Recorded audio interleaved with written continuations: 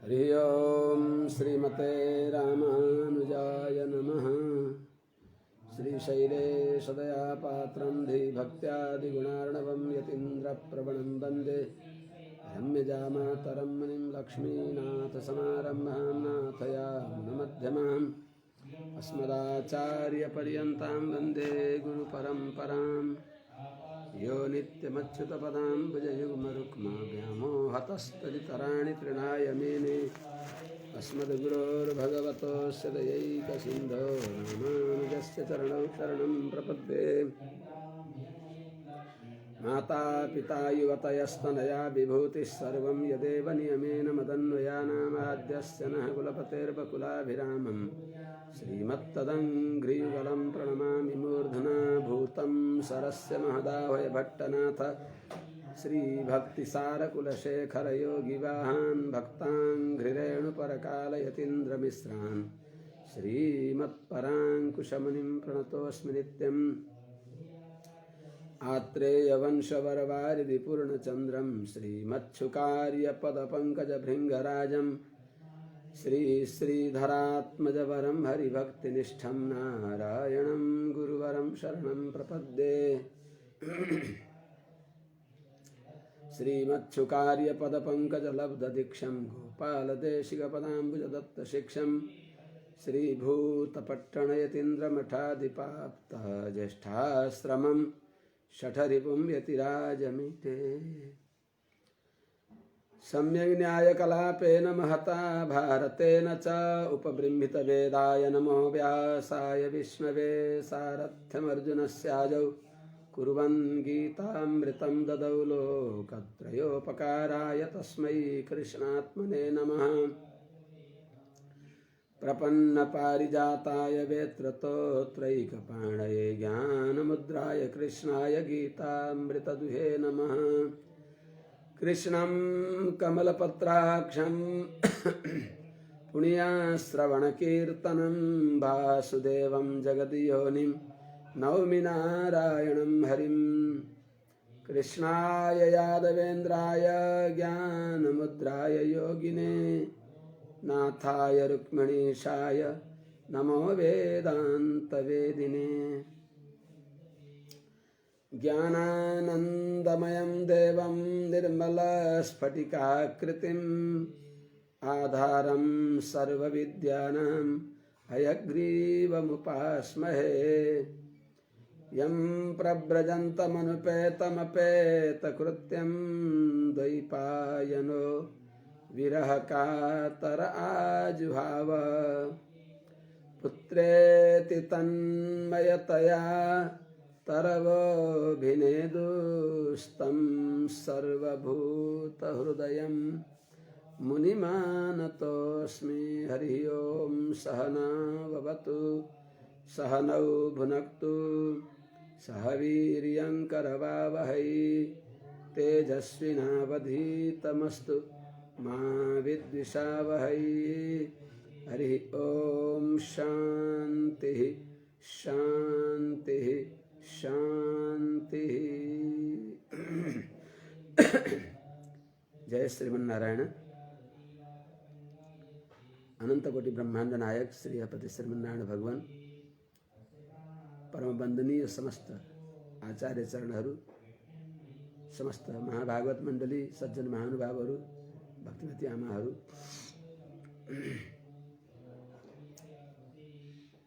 विदुरजीलाई मैत्रेयजीले सृष्टिको प्रक्रिया बताई बस्दैछ। सृष्टि प्रक्रिया बताएको सम्बन्ध ज्ञानको लागि हो, नआवश्यकको प्रपञ्च बताउन होइन। सबै भगवान सबैका अन्तर्यामी भएर, भगवत सबैका आत्मा भएर यस प्रकारले क्रमशः सृष्टि भयो भनेर बताउँदै गएपछि उनै भगवान श्रीमन्नारायणदेखि पितामह ब्रह्माजीको सृष्टि भयो। पितामह ब्रह्माजीदेखि नव प्रजापतिहरू मनुवादीको सृष्टि भयो। उहाँहरू नै हाम्रा पूर्वज भएका हुनाले, ती सबैका आदि भगवान नारायण भएका हुनाले भगवान श्रीमन्नारायण हाम्रा वास्तवमा अव्यय पिता भइबक्सिन्छ भन्ने हो। सम्बन्ध ज्ञान भएपछि सम्बन्ध ज्ञानले प्रेम हुन्छ, जसलाई प्रेम गरिन्छ त्यसलाई प्राप्त गर्न सकिन्छ। यसो हुनाले यथार्थमा प्रेमास्पद भगवान श्रीमन्नारायण भइबक्सिन्छ। सर्व सद्गुण आश्रय पनि भगवान भइबक्सिन्छ। त्यो देखाउनको लागि सम्बन्ध ज्ञानद्वारा भगवानमा प्रीति जागोस् र भगवानलाई प्राप्त गरून् सबैले भन्ने यही उद्देश्यले वेद पुरुष पुराणहरूले सबैले त्यही बताएका हुन्छन्।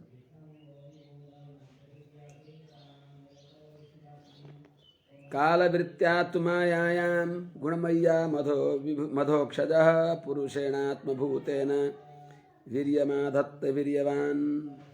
भगवान एउटै श्रीमन्नारायणले नै चित अचित विशिष्ट भगवान नारायण नै जगतको उपादान कारण भइबक्सिन्छ। त्यस्ता भगवानद्वारा यस्तो यस्तो प्रकारले सृष्टि हुन्छ भन्दै यो हिजो बताएको हो। अर्थात् कालवृत्त्या तु गुणमय्यां मायायाम् अधोक्षजः यह वीर्यवान आत्मभूतेन पुरुषेण वीर्यम आधत्त। अर्थात हे विदुर जी, कालवृत्त्या भनेको सृष्टिको समय आएपछि, सृष्टि गर्ने समय आएपछि, महाप्रलयको रात्रि समाप्त भएर सृष्टिको उषः कालमा सृष्टि गर्ने समय आएपछि त्यति बेला भगवानले गुणमय्याम अर्थात् सृष्टिको लागि उन्मुख भएकी शुद्ध भएकी प्रकृतिमा, जसका सत्वादि गुणहरू क्षुब्ध भएका छन्, त्यस्ती मायायाम आफ्नै प्रकृतिमा अधोक्षज इन्द्रियजन्य ज्ञान जसदेखि तल छन्, अर्थात् इन्द्रियातीत जो भइबक्सिन्छ, इन्द्रियजन्य ज्ञानदेखि जो परोक्ष भइबक्सिन्छ, त्यस्ता वीर्यवान सृष्टि सामर्थ्यले युक्त भइबक्सिएका भगवान नारायणले आत्मभूतेन आफ्नो शरीर भएको पुरुषेण भनेको जीवद्वारा वीर्यम आधत्त भगवानले सृष्टि सामर्थ्यलाई स्थापना गरिबक्सियो। अर्थात् प्रकृतिलाई सृष्टिको लागि उन्मुख गराइबक्सियो। सृष्टिको लागि उन्मुख भएकी पृथ्वीदेखि पहिलो हिरणमय महत्तत्व उत्पन्न हुन्छ, त्यही बताइबक्सिन्छ। ततो भवन् महत्तत्वम् अव्यक्तात् कालचोदितात् विज्ञानात्मात्मदेहस्थं विश्वं व्यञ्जनस्तमोनुदः। ततः कालचोदितात् अव्यक्तात्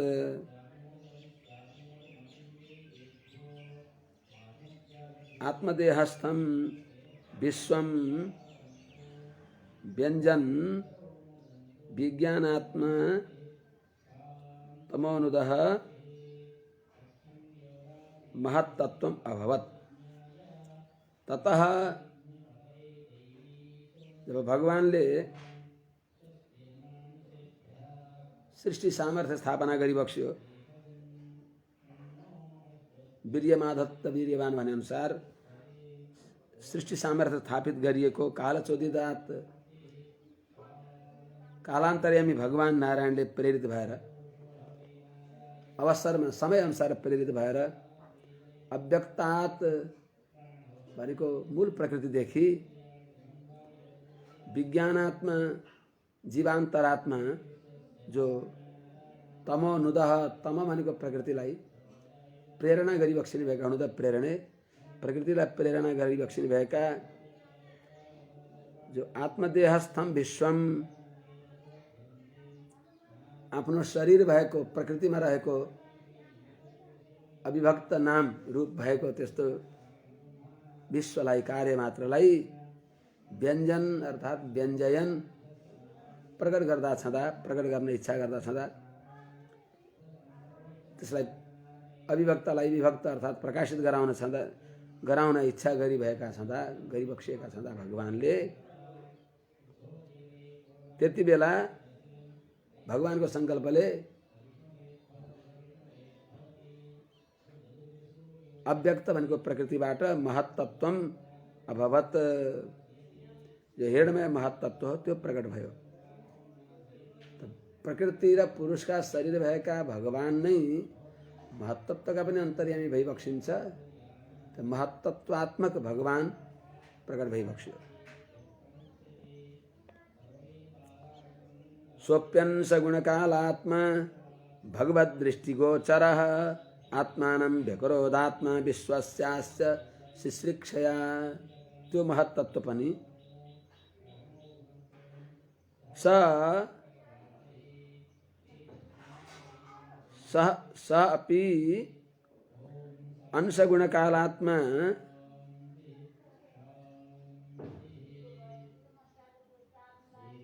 भगवद्दृष्टिगोचरः आत्मा अस्य विश्वस्य शिश्रिक्षया आत्मानं व्यकरोत्। हे विदुरजी, सो अपि त्यो महत्तत्व पनि अंशगुण कालात्मा, अंश भनेको भगवत अंश भएको जो जीवात्मा हो, गुण भनेको प्रकृति, काल भनेको काल भइहाल्यो। भगवानले गीतामा बताए अनुसार ममैव अंशो जीवलोके जीवभूतः सनातन भनेको हुनाले जीवात्मा भगवानकै अंश भयो। अंश गुण भनेको सत्वादि गुणहरू, काल जो सृष्टिको लागि उन्मुख गर्ने भएका प्रेरक जो काल हुन्, यी सबैद्वारा उपलक्षित भएको अर्थात् कालको अधीनमा भएको गुण परिणाम जो जीव गर्भ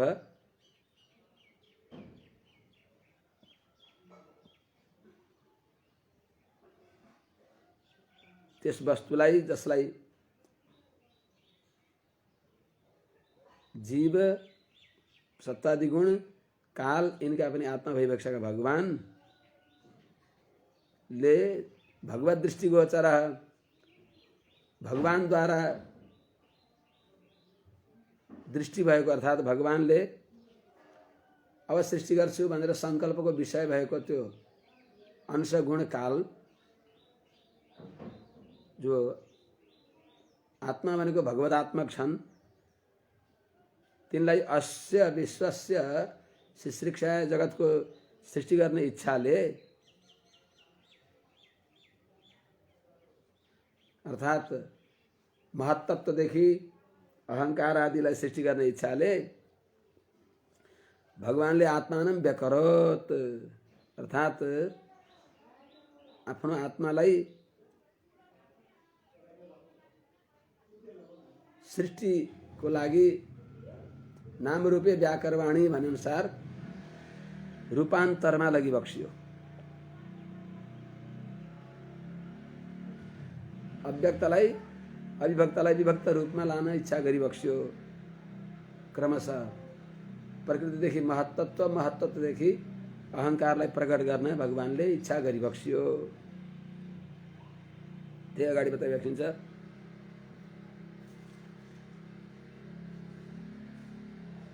महत्तत्वात् विकुर्वाणात् अहम तत्त्वं विजायत कार्य कारण कर्त्रात्मा भूतेन्द्रिय मनोमयः। विकुर्वाणात् विकृत रूपमा अर्थात् अवस्थान्तरमा प्राप्त हुन लागेको, विकारमा प्राप्त हुन लागेको महत्तत्वात् महत्तत्वदेखि कार्य कारण कर्त्रात्मा अर्थात् कार्य भनेको शरीर, कारण भनेको इन्द्रिय, शरीर इन्द्रियको कारण भएको, कर्त्रात्मा भनेको कारण भएको छँदो भूतेन्द्रिय मनोमय, शरीर इन्द्रिय आदि रूपले परिणाम स्वभावमा हुने भएको शरीर इन्द्रिय आदि द्वारा परिणाम स्वभावमा प्राप्त हुने भएको जो अहम तत्त्वम अहङ्कारलाई,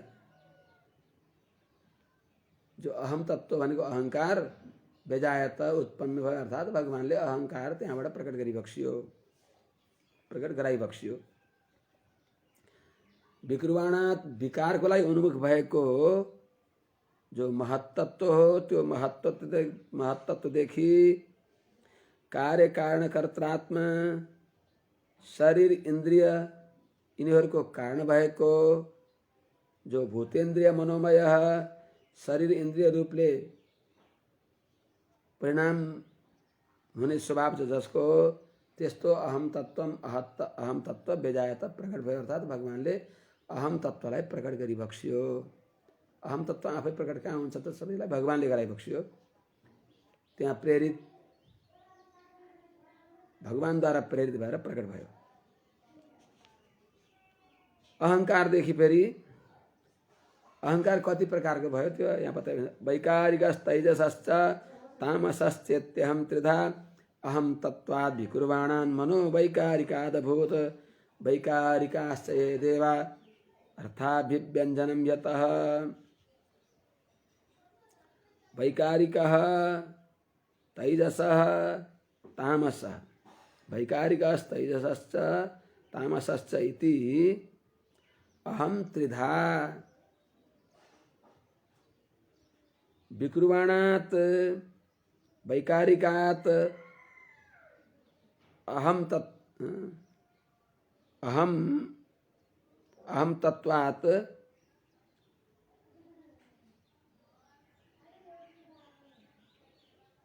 मनः अभूत। ये देवा वैकारिकाः यतः अर्थाभिव्यञ्जनं तेपि अभूवन्। अर्थात् वैकारिकः भनेको सात्विक, तैजस भनेको राजस, तामस भनेको भूतादि अर्थात् तामस अहंकार। सात्विक अहंकार, राजस अहंकार, तामस अहंकार। इस प्रकारले अहम अहंकार जो हो त्रिधा तीन प्रकार को भयो। तीन प्रकार को जो अहंकार हो त्यसको काम के हो त, त्यस्तो विकुर्वाणात् विकारोन्मुख भएको अहंकारदेखि, विकारोन्मुख भएको वैकारिकात् भनेको सात्विक अहंकारदेखि, वैकारिकात् अहम तत्वात् विकारोन्मुख भएको सात्विक अहंकारदेखि मनः अभूत, मन प्रकट भयो। र ए देवा दिगादि जो अधिष्ठेय देवता हुन्, इन्द्रियहरू ती पनि त्यहाँबाट प्रकट भए। जो वैकारिका भनेको सात्विक अहंकारका कार्य हुन्। यतः अर्थाभिव्यञ्जनम, जुन इन्द्रियहरूद्वारा विषयलाई जान्न सकिन्छ, अर्थात् रूप रसादिलाई जान्न सकिन्छ, त्यस्तो मन पनि प्रकट भयो।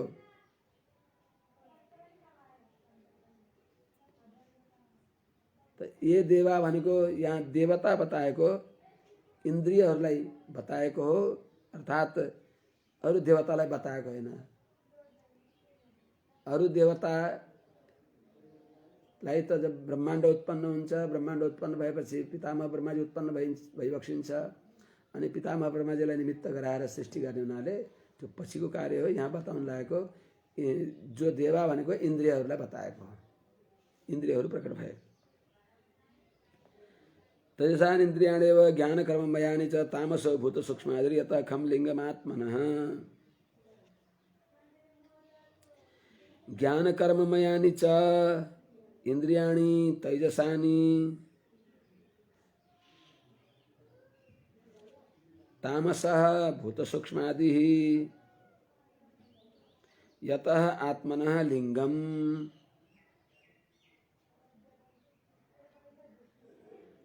खम यतः आत्मनः लिंगम खम अभूत। ज्ञान कर्ममयानी ज्ञानेन्द्रिय र कर्मेंद्रिय उभयविद जो इंद्रियाणी ज्ञान कर्ममयानी को ज्ञानेन्द्रिय र कर्मेंद्रिय भएका उभयविद भएका इंद्रियाणी अर्थात ज्ञानेन्द्रिय र कर्मेंद्रिय के हुन् त यिनी तैजसानी भनेको सात माने राजस अहंकारले सहयोग गरेर सात्विक अहंकारबाट उत्पन्न हुने। तैजसानी भनेको राजस अहंकारले आप्लावित गराउने भएका राजस अहंकारले हुर्काउने बढाउने भएका उत्पन्न हुन्छ। सात्विक अहंकारद्वारा उत्पन्न हुन्छन्। जो तेजस अहंकार हो अर्थात राजस अहंकार हो, रजोगुण हो तो रजोगुण अर्थात राजस अहंकारबाट उत्पन्न हुँदैनन्। राजस अहंकार अनुग्राहक हुन्छ, भूतादिको पनि अनुग्राहक हुन्छ। अर्थात शब्दादि पंचमहाभूत पंचतन्मात्रा आदिका आदिको पनि अनुग्राहक हुन्छ। यिनीहरू तामस अहंकारबाट उत्पन्न हुन्छन्। पंचमहाभूत पंचतन्मात्राहरूलाई उत्पन्न गर्न राजस अहंकार सहयोगी हुन्छ अर्थात मलजलको काम गर्दछ। त्यस्तै चाहिँ यहाँ पनि सात्विक अहंकारबाट उत्पन्न हुनुभएका इन्द्रिय आदिहरूलाई उसले तिनीहरूलाई बढाउन हुर्काउनलाई सहयोग गर्दछ। त्यसैले ज्ञान कर्ममयानी अर्थात ज्ञानेन्द्रिय र कर्मेन्द्रिय जो छन् उभयविध जो इन्द्रियहरू छन् यिनीहरूलाई तेजसानी अर्थात राजस अहंकारले सहकार गरिएको सात्विक अहंकारका कार्य भएका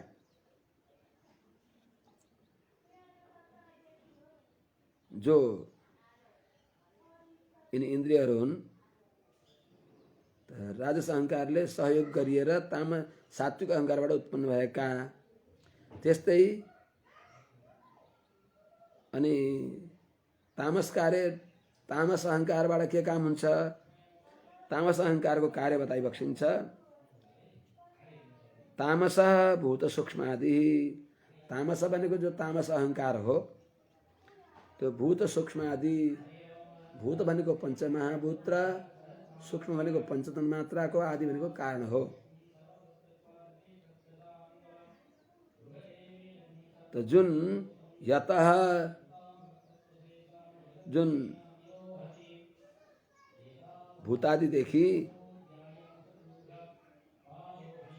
आत्मनः लिंगम खम अभूत। आत्मन भनेको भगवानको लिंगम भनेको भगवानलाई प्रतिपादन गर्ने भएको। खम भनेको शब्द गुणक आकाश। खम भनेको आकाश अनि शब्द अभूत प्रकट भयो। भगवान शब्दैका प्रमाण भइबक्सेको हुनाले ब्रह्मसूत्रमा पनि शास्त्र योनित्वात् शास्त्रः योनिः कारणम अर्थात प्रतिपादक शास्त्रैक प्रतिपाद्य शास्त्रैक समधिगम्य भगवान भइबक्सिन्छ। त्यस्तो खम अभूत आकाश उत्पन्न भयो। जो शब्द गुणक हो त्यस्तो आकाश उत्पन्न भयो। आत्मनः जुन भूतादिदेखि त्यसका अन्तर्यामी भएको परमात्मादेखि माने यतः जो भूतादि जुन भूतादिदेखि आत्मना लिंग भनेको भगवानको प्रतिपादन भगवानलाई प्रतिपादन गर्ने भगवानलाई जान्ने प्रमुख हेतु भएको प्रमुख कारण मानिएको जसदेखि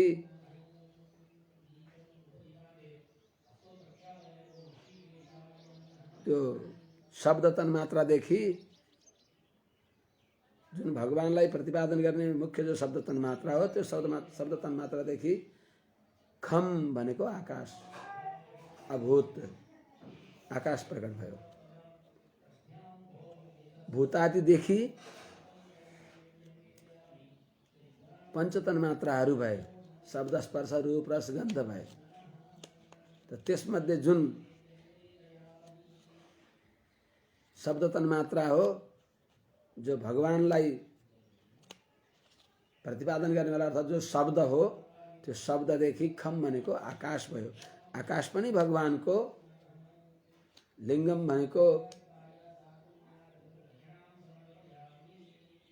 भगवान कस्ता भइबक्सिन्छ भन्दा आकाश भनेको आकाश पनि भगवानको नाम भनेर शास्त्रमा बताइएको छ। ब्रह्म कस्तो छ भन्दा आकाश जस्तो सर्वव्यापक विभु भइबक्सिन्छ भनेर बताइएको हुनाले त्यो आकाशम भनेको आसमन्तात काशदिति आकाश, आकाश ब्रह्म हो, प्राण ब्रह्म हो भनेको यिनी भगवानलाई प्रतिपादन गर्ने एउटा उदाहरण मानिएका हुनाले जो भगवानको लिङ्ग हो त्यो अर्थात् भगवानलाई प्रतिपादन गर्ने एउटा उदाहरण मानिन्छ। त्यस्तो त्यो शब्द तन्मात्रा जो भगवानको लिङ्ग हो, जो शब्द भनेको भगवानलाई प्रतिपादन गर्ने शास्त्र यो नित्वात् शब्दैक समधिगम्य भगवान भइबक्सिन्छ भनेर बताउने हुनाले त्यस्तो जो शब्द तन्मात्रा हो त्यो प्रकट भयो। त्यो शब्द तन्मात्रादेखि खम भनेको आकाश, पञ्चमहाभूत मध्ये आकाश प्रकट भयो। अब आकाशदेखि आकाशको कार्य के हो त? कालमायान संयोगेन भगवद्भिक्षितं नभ नवसो नुसृतं स्पर्शं विकुर्वन् निर्ममे नीलम्। कालमायान संयोगेन नभ भगवद्भिक्षितं नवसः स्पर्शम अनुसृतम अनिलम निर्ममे। कालमायान संयोगेन प्रत्येकमा यो काल प्रकृति र पुरुषका सम्बन्धले, काल प्रकृति पुरुषका सम्बन्धले यी सबै क्रमशः हुँदै जान्छ। काल प्रकृति पुरुषका सम्बन्धले तिनी हेतु भएर जब नभ भनेको आकाशलाई भगवद्भिक्षितम भगवानको दृष्टिगोचर भयो।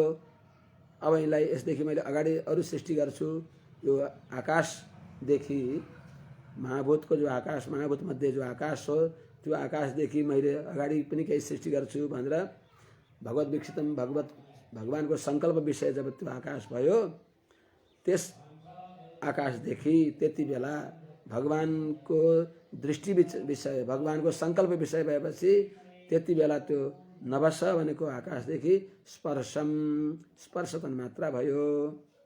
स्पर्शम स्पर्श तन्मात्रा अनुसृत भनेको उत्पन्न भयो। अनि फेरि विकुर्वतः त्यो स्पर्श तन्मात्रालाई पनि त्यहाँबाट पनि सृष्टिको अनुभव, त्यसलाई पनि सृष्टिको लागि अनुभव गराउन चाहँदा अर्थात् त्यो स्पर्श तन्मात्रालाई पनि भगवानले आफ्नो सृष्टिको लागि सङ्कल्प विषय गराएपछि त्यो स्पर्श तन्मात्राले अनिलम भनेको वायुलाई निर्ममे भनेको सृष्टि गरे। स्पर्श तन्मात्राबाट वायु प्रकट भयो।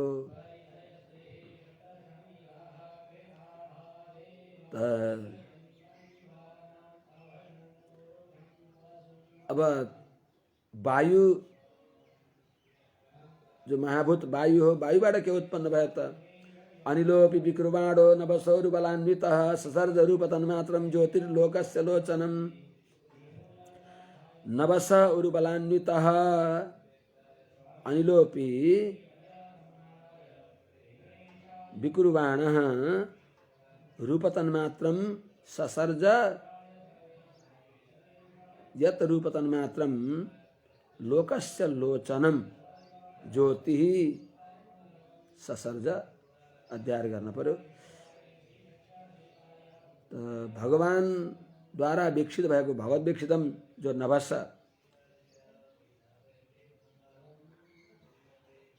नवगुण भएको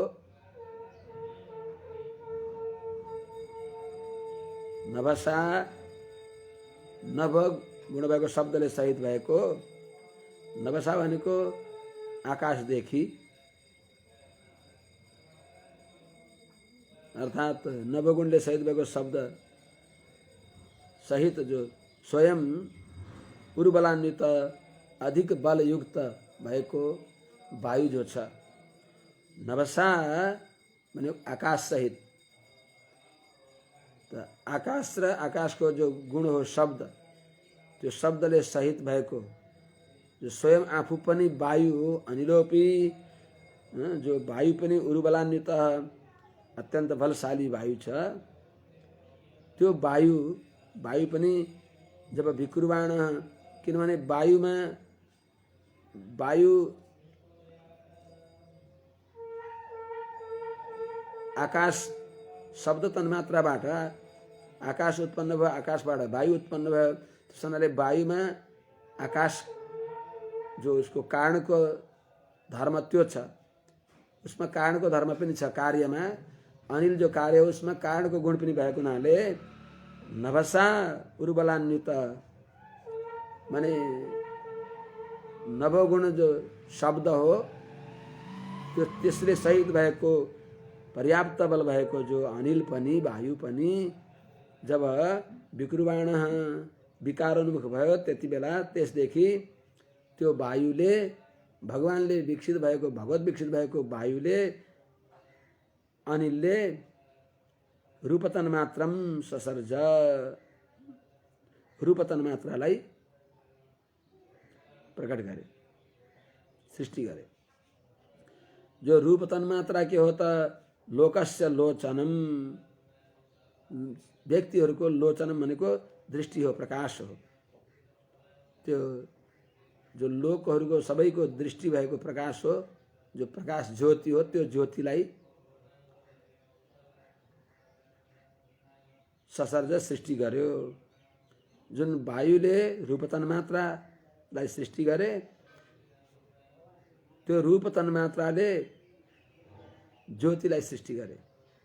त्यो रूपतन मात्राबाट ज्योति भगवानद्वारा भगवत विकसित भएको छ, त्यो रूपतन मात्राबाट ज्योति प्रकट भयो, अर्थात् रूपतन मात्राले ज्योति प्रकट गर्यो। पूर्व कारणमा कार्यहरू को पनि त्यहाँ अंश रहेको हुन्छ, त्यो देखाइबस्दैछ। अनिलेनान्वितं ज्योतिर्विकुर्वत् परवीक्षितं आधत्ताम्भो रसमयं कालमायांस योगतः, कालमायांस योगेन योगतः पंचमीमा भए पनि यो योगेन हेतु बताएको। अनिलेन अन्वितं ज्योतिः परवीक्षितं कालमायांस योगतः विकुर्वत् रसमयम् अम्भ आधत्त।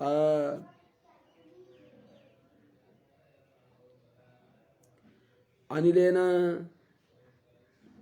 भने वायुले पनि, स्पर्शगुणले युक्त भएको अनिलले पनि, अर्थात्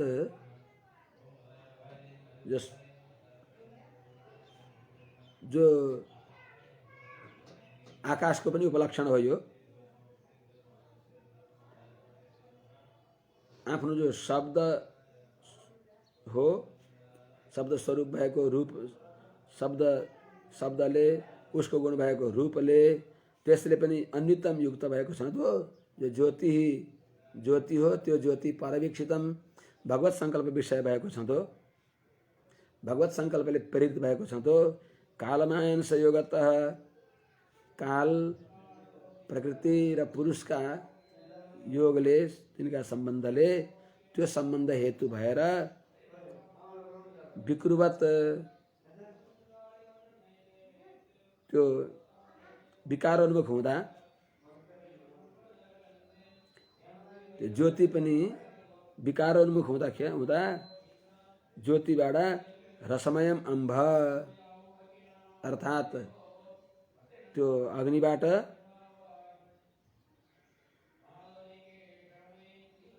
त्यो ज्योतिबाट रसमयम अम्भ, रस्तन मात्राले युक्त भएको, अम्भ भनेको जल, आदत्त ससर्ज सृष्टि गर्यो।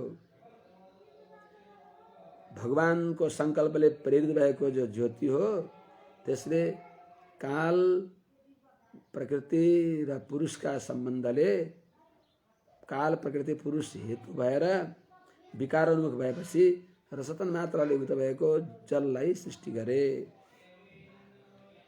ज्योतिषाम्भोनु संसृष्टम विकुर्वत ब्रह्म वीक्षितम परवीक्षितम ब्रह्म वीक्षितम महिम गंध गुणाम आधात काल मायान संयोगतः।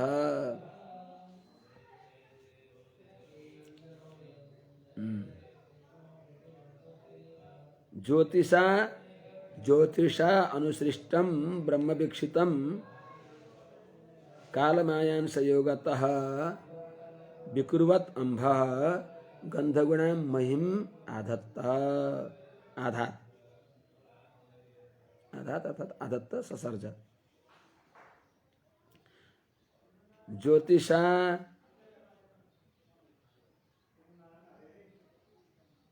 अनुसृष्टम ब्रह्म वीक्षितम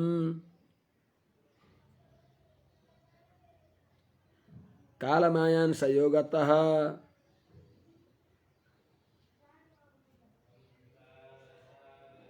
विकुर्वत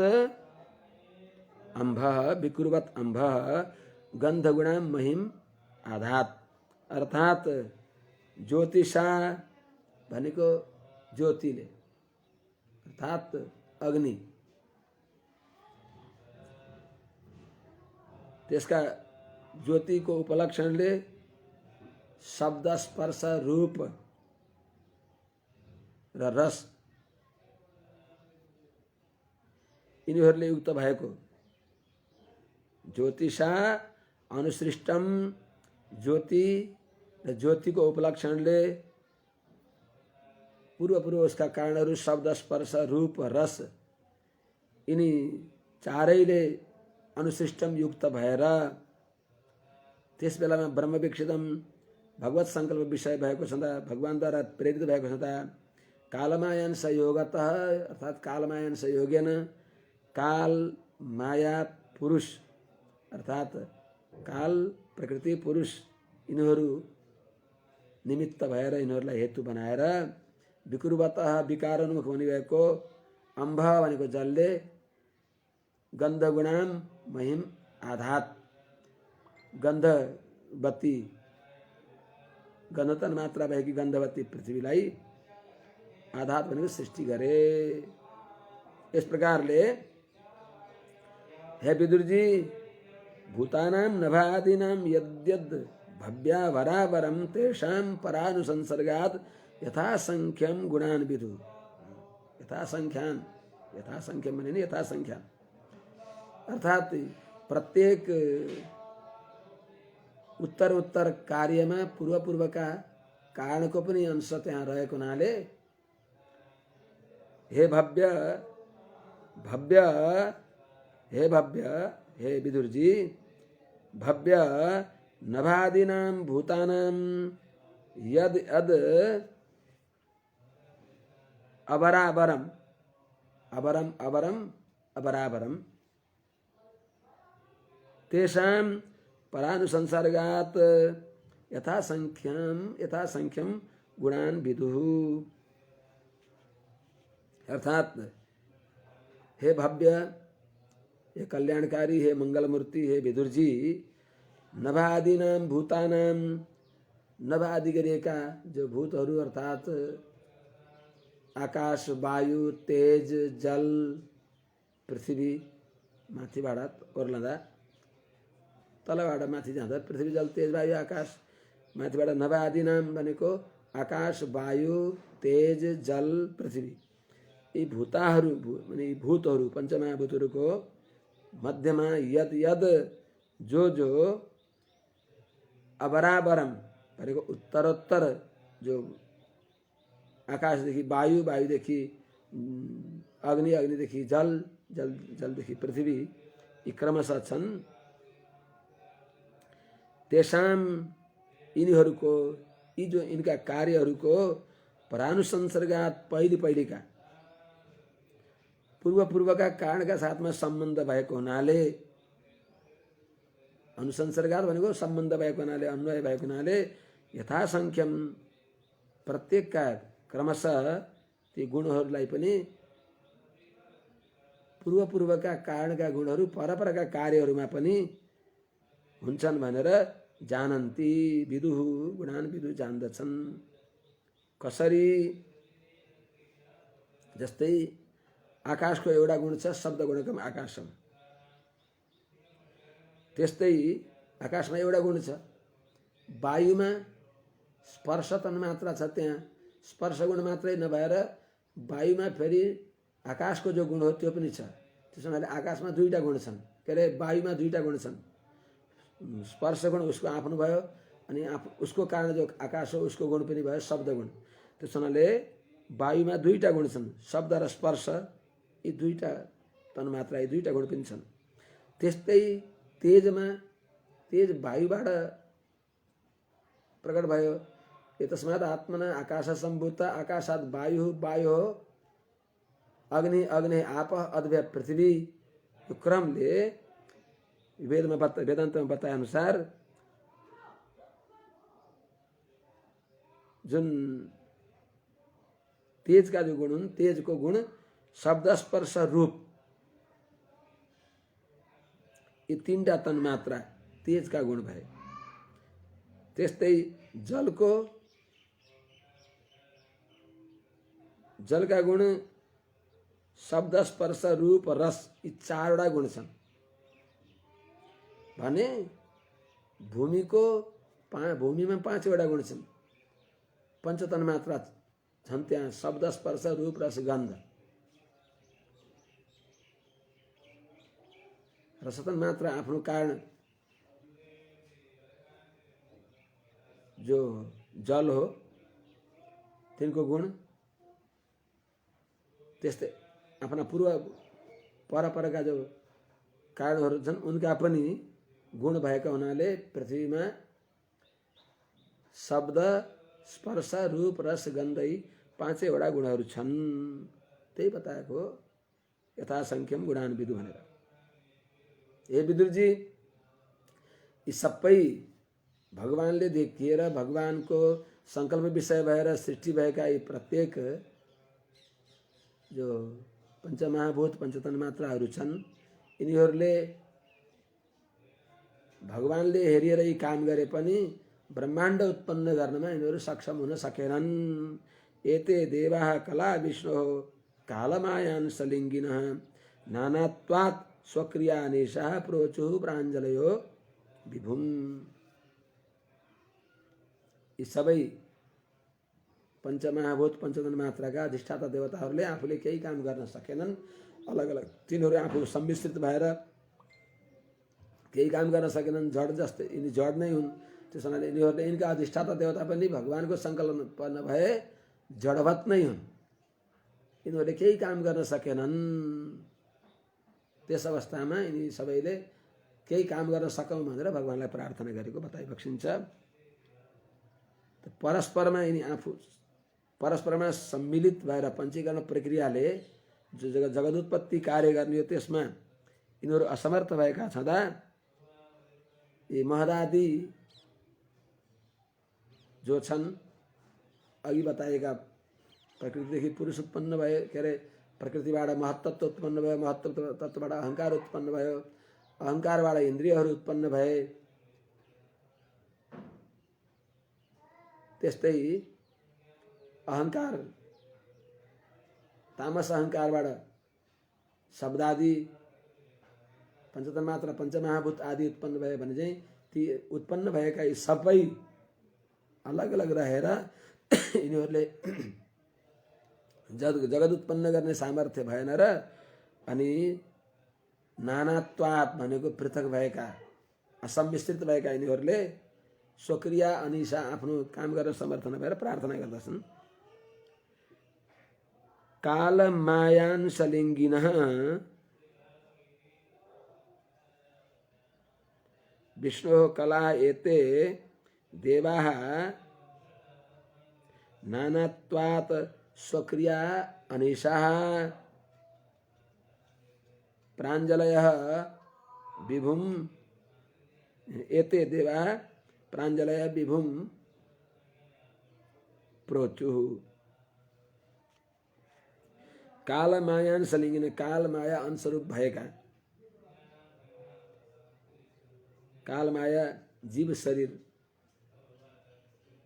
जो जीव जसका शरीर छन्, काल माया जीव यिनी छन् लिङ्ग अर्थात् शरीर जसका, त्यस्ता कालमायन सलिङ्गिन विष्णु विष्णु भगवानका यिनी कला भनेको शरीर भएका, भगवानका कला भगवानका शेष भगवानका शरीर भएका यतै सबै पूर्वोक्त महदादिहरूले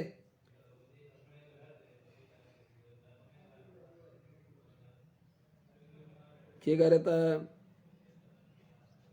नानात्वात् अलग अलग भएका हुनाले, परस्परमा सम्बन्ध नभएको हुनाले, सम्मिश्रित नभएको हुनाले, अलग अलग भएका हुनाले, स्वक्रिया निशा आफ्नो काम गर्नमा असमर्थ भएका, जगत उत्पन्न गर्न ब्रह्माण्ड रचना गर्नमा असमर्थ भएका छँदा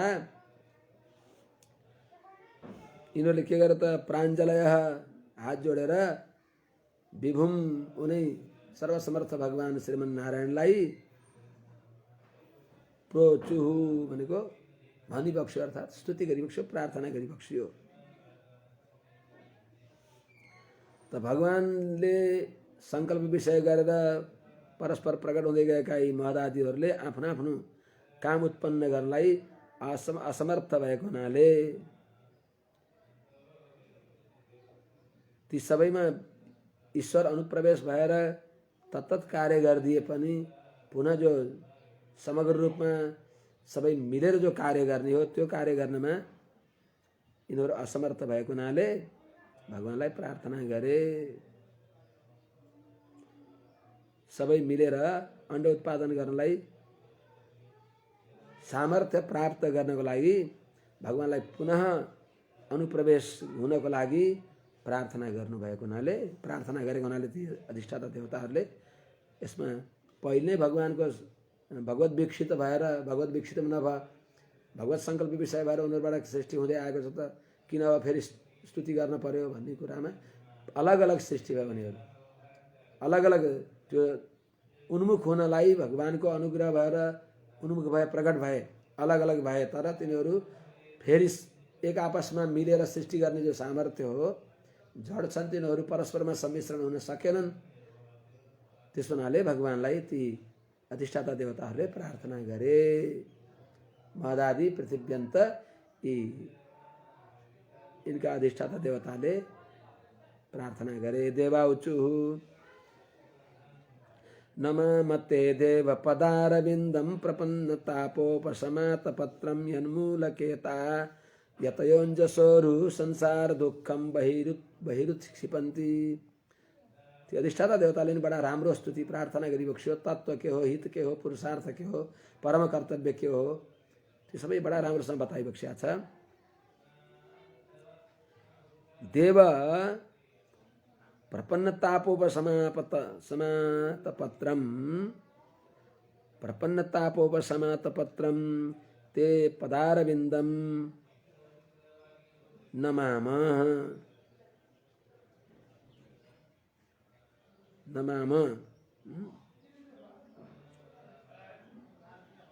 कथं भूतं पदारविन्दं यन्मूलकेता यतयः अंजसा उरु संसार दुःखं बहि उत्क्षिपन्ति तथा भूतं ते पदारविन्दं नमामः। हे देव, हे प्रभु, हजुरका चरणकमललाई हामीले नमस्कार गर्छौं। कस्ता चरणकमल? प्रपन्न ताप उपशम आतपत्रम। शरणागतका ताप भनेको तापत्रय, दैहिक, दैविक, भौतिक, आध्यात्मिक, आदि दैविक, आदि भौतिक, यी तीन प्रकारका तापलाई उपशम समाप्त गर्नलाई, आउन नदिनलाई आतपत्रम भनेको छाता भएका भगवानका चरणकमल कस्ता छन्? शरणागतलाई तापत्रय आउन नदिनलाई ती छाता भएका छन्। जस्तै छाता ओढेपछि वर्षा र ताप, सूर्यको किरणको ताप हुँदैन, जस्तै त्यस्तै चाहिँ हजुरका चरणकमल कस्ता छन्? शरणागतका लागि आध्यात्मिक आदि तापत्रयलाई यिनले हटाउँछन्। त्यस्ता छाता जस्तै भएका ते हजुरको पदारविन्दम श्रीचरण कमललाई, अर्थात् श्रीचरण कमल भनेको अत्यन्त भोग्य भएका, अति मिठा भएका हजुरका चरण कमललाई नमामः, हामीहरू नमस्कार गर्दछौँ। यसले के सिद्ध भयो? तापत्रयले आतुर भएका व्यक्तिको भगवानका चरण कमल नै उपास्य हुन्। तापत्रय आतुर भएका व्यक्तिका परम उपास्य भगवान भइबक्सिन्छ। संसारमा को तापत्रयले युक्त छैन त? आहारे सकलम संसार भने सबै यो ब्रह्माण्डमा सबै जो जहाँ छन् ती सबै तापत्रयले युक्त छन्। ब्रह्मादि देवता पनि तापत्रयदेखि दग्ध भइबक्सिन्छ भने हामीहरूलाई त के भन्न पर्यो? सबै तापत्रय युक्त छन्। त्यो तापत्रयदेखि, त्यही तापत्रयमा रहँदै भगवानलाई सम्झेर भगवानको आज्ञा मानेर कर्म गर्दै गर्दै अनि भगवानका अनुग्रहले प्रारब्ध क्षीण गरेर भगवानलाई प्राप्त गरिन्छ भगवानका भर परेर। त कस्ता भगवानका चरणकमल यन्मूलकेता, जुन भगवानको चरणकमललाई नै मूल आश्रय अर्थात् भगवानको चरणकमललाई नै उपेय मान्ने भएका। यतय भनेको मनलाई भगवत चिन्तन गरेर नियन्त्रणमा राख्ने भएका, मनलाई नियन्त्रण गर्न सतत प्रयत्न गर्ने भएका त्यस्ता सन्यासी महात्मा ज्ञानी भगवत भक्त प्रपन्नजनहरूले जुन भगवानको चरणमा आश्रय गरेर अन्जसा उरु संसार दुःखम, अन्जसा सजिलै झट्टै अति सहज रूपले अनायास उरु संसार दुःखम, बहुत डर लाग्दो संसारको दुःखलाई बही उत्क्षिपन्ती, बाहिरै टाढैबाट नजिक आउनै दिँदैनन्, टाढैबाट हुर्याइदिन्छन्,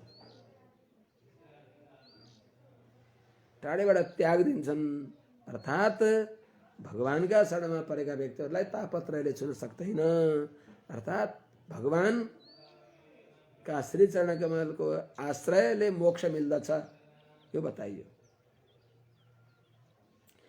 धातरे यदस्मिन् भव ईश जीवास्तापत्रयेणोपहता न शर्म, आत्मल्लभन्ते भगवस्तवाङ्घ्रिच्छायां सविद्याम् अत आश्रयेम।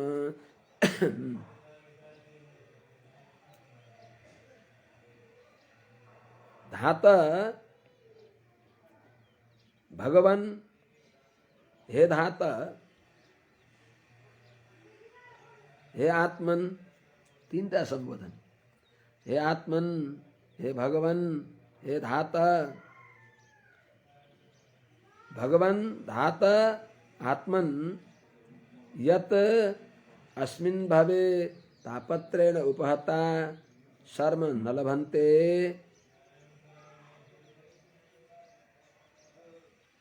अतएव सविद्यां तव अंघ्रिच्छायां आश्रयेम।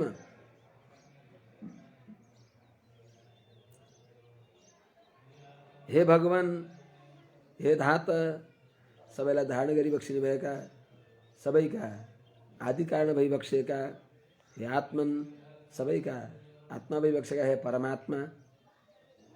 यत जुन कारणले अस्मिन् भावे यो संसारमा तापत्रयेणोपहता, तापत्रयले पीडित भएका जनहरूले हजुरको शरणमा नपरेसम्म शर्म नलभन्ते, सुख प्राप्त गर्दैनन्। सुख प्राप्त गर्न कुनै सम्भवै छैन। त्यही हुनाले हजुरका शरणमा नपरेसम्म शर्म नलभन्ते, तापत्रयले उपहत भएका व्यक्तिहरूले सुख शान्ति आनन्द प्राप्त गर्दैनन्। त्यसो हुनाले सविद्याम तव अंघ्रिच्छायाम, सविद्याम भनेको मोक्षको उपाय भएको जो भगवत उपासनात्मिका विद्या हो, जो ज्ञान हो। सविद्याम भनेको मोक्ष उपाय भएको भगवत उपासनाले सहित। तब भनेको हजुरको अंघ्रिच्छायाम, जो हजुरको श्री चरण कमलको छाया जो तापत्रयलाई उपशमन गर्दछन्, तापत्रलाई उपशमन गर्नको लागि छाता भएका त्यस्ता तब अङ्ग्री छायामा हजुरको श्री चरणकमलको छायामा हजुरको शरणमा आश्रयमा हामी आउँदछौँ। कहीँ धातले रश्मिमा ऋते रश्मि पनि कहीँ पाठ छ, त्यस्तो भयो भने ऋते अर्थात् जुन यत यत अङ्ग्रित छायामृते जुन भगवानको चरणकमलको छाया नभएसम्म तापत्रयले उपहत भएका व्यक्तिहरूले कल्याण पाउँदैनन्, त्यो अर्थ हुन्छ। मार्गन्ति यत्ते मुखपद्मनीडैश्छन्दः सुपर्णैरिषयो विविक्ते यस्यागमर्षो दशरिद्वरायाः पदं पदं तीर्थपदः प्रपन्नः।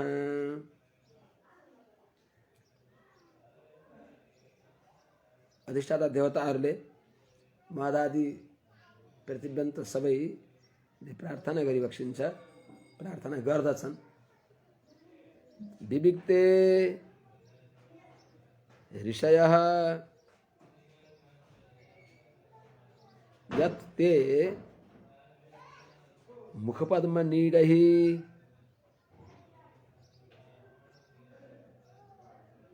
छन्दः सुपर्णैः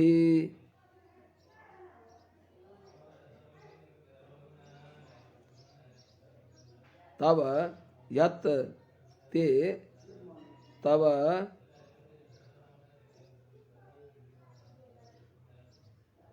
पदम मार्गन्ति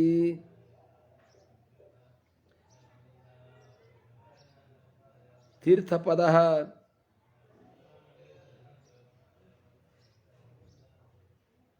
अगमर्षोद सरिद्वरायाः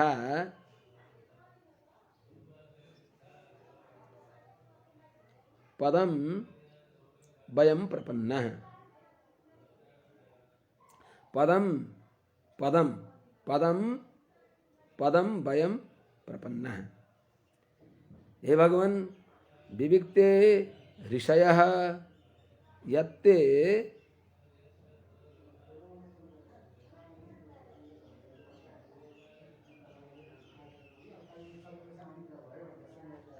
पदम मार्गन्ति अर्थात विविक्ते भनेको विशुद्ध पवित्र एकान्त स्थानमा रहेर, पवित्र एकान्त स्थानमा रहेका ऋषय भनेको क्रान्तदर्शी, भगवानका उपासना गर्ने भएका दूरदर्शी, वेद वेदान्तको ज्ञानलाई जान्ने भएका भगवत उपासकहरू जो मुनिहरूले यत्ते जो हजुरको मुखपद्म नीडही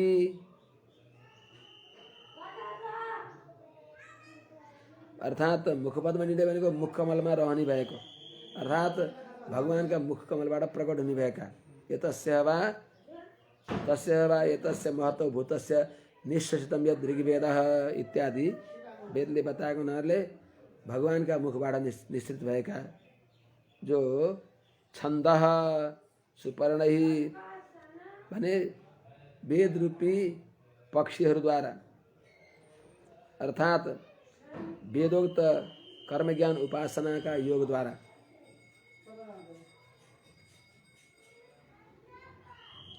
ऋषय भनेको क्रान्तदर्शी मुनिहरूले यस्य जुन शास्त्र प्रसिद्ध भएको यस्य ते तब जो हजुरको यत पदम मार्गन्ति जुन हजुरका चरण कमललाई मार्गन्ति भनेको खोज्दछन् अर्थात अनुशीलन गर्दछन् अनुसन्धान गर्दछन् त्यस्तो तीर्थपदः हजुरको पवित्र त्यस्ता चरणको जो कस्ता चरण छन् अगमर्षोद सरित बराया अगमर्ष भनेको पापलाई नाश गर्ने जो उदा भनेको जल पाप नाश गर्ने भएको जल तिनीहरू मध्येमा श्रेष्ठ त्यस्तो पापलाई नाश गर्ने भएको जो जल भनेको नदी ती नदीमा श्रेष्ठ भएकी भनेको भगवती गंगा जुन हजुरको चरणकमल अगमर्षद सरित बराया पदम भनेको पापनाश गर्ने नदीहरूमा सर्वश्रेष्ठ भइबक्सेकी गङ्गाको पदम भनेको उत्पत्ति स्थान छ। त्यस्तो ते पदम त्यस्ता हजुरका चरणकमललाई वयम प्रपन्न त्यस्ता हजुरका चरणकमलका हामी शरणमा परेका छौँ भनेर प्रार्थना गर्दछन् अधिष्ठाता देवताहरूले। अर्थात् एकान्तमा भगवत उपासक मुनिहरूले जो हजुरका मुखमा रहने भएका मुखपदमा निडै भनेको मुखमा रहने भएका वेदहरूद्वारा यससे निश्वसितम वेद जसको निश्वास नै वेद हुनु भनेर बताएको हुनाले त मुखकमलबाट प्रकट भएका जो वेदहरू हुन् छन्दः सुपर्णै वेद रूपी जो पक्षी हुन् अर्थात् वेदोक्त कर्म ज्ञान उपासना द्वारा यस्य तव पदम ऋषय मार्गन्ती जुन हजुरको चरणकमललाई जुन शास्त्र प्रसिद्ध वेदैक प्रसिद्ध वेदोपनिषद प्रसिद्ध भएका हजुरको त्यही यत पदम जो हजुरका चरणकमललाई मार्गन्ती ऋषिहरूले खोज्दछन् अनुशीलन गर्दछन् अनुसन्धान गर्दछन् तत् त्यस्तो हजुरको चरणकमल जो तीर्थ पद पुण्य तीर्थ हो जो अगमर्षोद सरित बराया पदम अर्थात् पाप नाश गर्ने नदीहरू मध्येमा जो श्रेष्ठ भगवती गङ्गाको पदम भनेको उत्पत्ति स्थान भएको ते पदम हजुरका चरणकमललाई हामीहरूले चरणकमलको शरणमा वयम प्रपन्न वयम हामीहरू शरणमा आएका छौँ। कस्ता हजुरका चरणकमल छन्? यच्छ्रद्धया श्रुतवत्या च भक्त्या समृज्यमाने हृदये वधाय ज्ञानेन वैराग्यबलेन धीरा व्रजेम तत्तेङ्घ्रि सरोजपीठम। कति राम्रो प्रपत्तिको पुनः पुनः अभ्यास गरिबक्सेको छ। बार बार प्रपत्तिलाई अनुसन्धान गरिबक्सिँदैछ अधिष्ठाता देवताहरूले। यत श्रद्धया श्रुतवत्या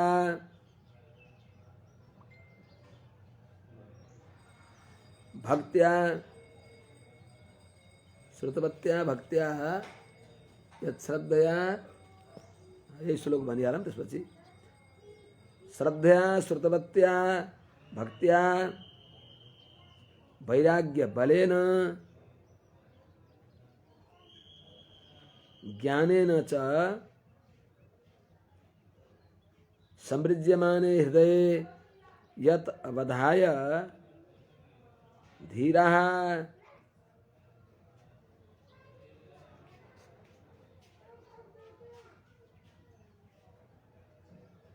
तत् ते अंग्रि सरोज पीठम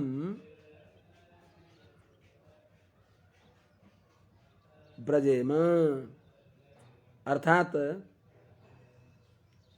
श्रद्धापूर्वक श्रुतवत्या वेद सम्मत जो दिव्य पंचमहायज्ञ विविध सांग कर्मयोग भक्तियोग को सांग कर्मयोगले सहित भएको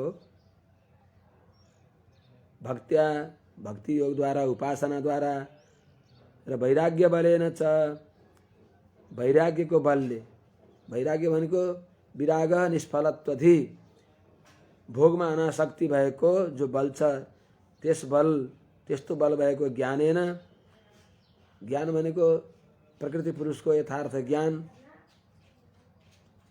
प्रकृतिदेखि विलक्षण भएको विशुद्ध आत्मस्वरूपको ज्ञान आत्मा परमात्माको यथार्थ ज्ञान त्यस्तो ज्ञानेन त्यस्तो ज्ञानले अर्थात् ज्ञान योग कर्मयोग ज्ञान कर्मयोगले अनुगृहित गरिएको विशुद्ध भक्ति योगद्वारा समृज्यमाने हृदय पखालिएको चोख्याइएको हृदयमा यत अवधाय जुन हजुरको चरणकमललाई ध्यान गरेर जुन हजुरका दिव्य चरणकमललाई हृदयमा विराजमान गराएर धीराहा भनेको धिया परमात्मा निरमन्ते इति बुद्धिले भगवानमा रमाउने भएका जितेन्द्रिय भएका त्यस्ता धीर उपासकहरूले जो हजुरको चरणकमललाई खोज्दछन्, अन्वेषणीय जो हजुरका चरणकमल छन् त्यस्ता तत् ते अङ्ग्री सरोज पीठम आश्रय ब्रजेमा। त्यस्ता हजुरका अङ्ग्री सरोज पीठ भनेको श्री चरणारविन्दलाई अर्थात् श्री चरण चौकीलाई हजुरको श्री चरण कमल विराजमान गर्ने अङ्ग्री सरोज पीठम हजुरका दिव्य चरण कमललाई विराजमान गराउने भएका त्यस्ता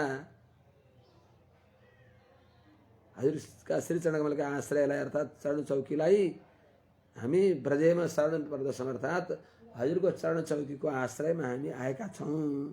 अर्थात् भगवान अन्वेषणीय भइबक्सिन्छ। अन्वेषण कसरी खोज्दै हुनुहुन्छ त, कसरी खोज्दैछन् त अधिष्ठाता देवताले, त्यो बताइयो। भोलि विशेष भरि बनाउँला। आज यही नै विश्राम गरौँ। हरि ओम। शान्ति शान्ति शान्ति।